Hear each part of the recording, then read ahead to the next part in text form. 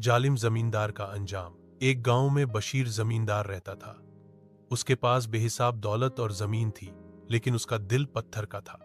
उसकी दो बहनें थीं, जिन्हें उसने उनके पिता की विरासत में से एक पैसा भी नहीं दिया था।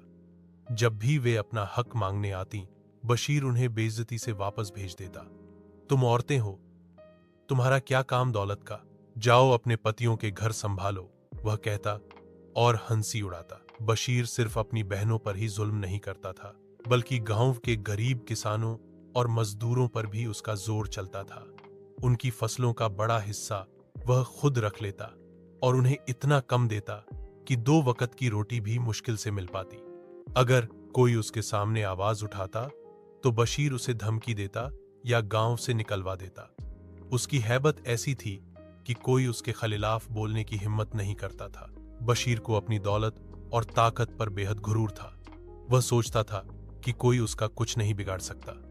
मंदिरों और मस्जिदों से उसे कोई लगाव नहीं था, न ही किसी गरीब की मदद करने में उसकी दिलचस्पी थी। उसकी महफिलों में शराब और रंग रलियां आम थीं और वह खुद को गांव का बादशाह समझता था। लोग उसके जुल्म से तंग थे, मगर लाचार थे।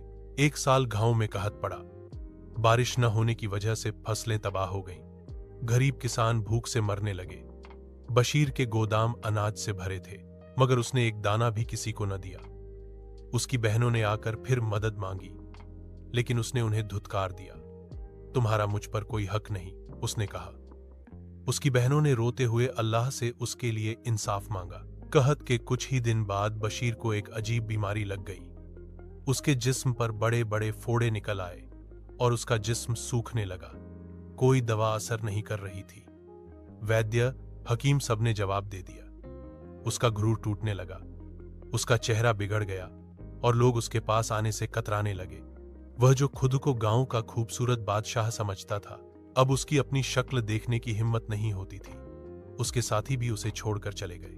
एक रात उसकी हालत बहुत ज्यादा खराब हो गई। उसने अपनी आंखों के सामने अपने जुल्म को घूमते देखा।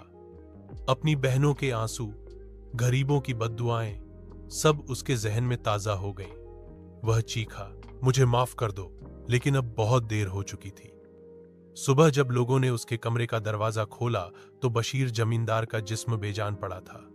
उसका चेहरा भयानक लग रहा था, जैसे उसने अपनी मौत से पहले ही अपनी बदअंजामी देख ली हो। बशीर के मरते ही उसकी सारी दौलत और जमीन उसके रिश्तेदारों में तकसीम हो गई।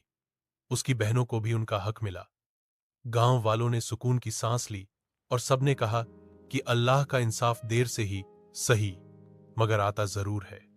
इस कहानी से यह सबकर मिलता है कि जुल्म और गुरूर का अंजाम हमेशा बुरा होता है और अल्लाह हर चीज देखने वाला है।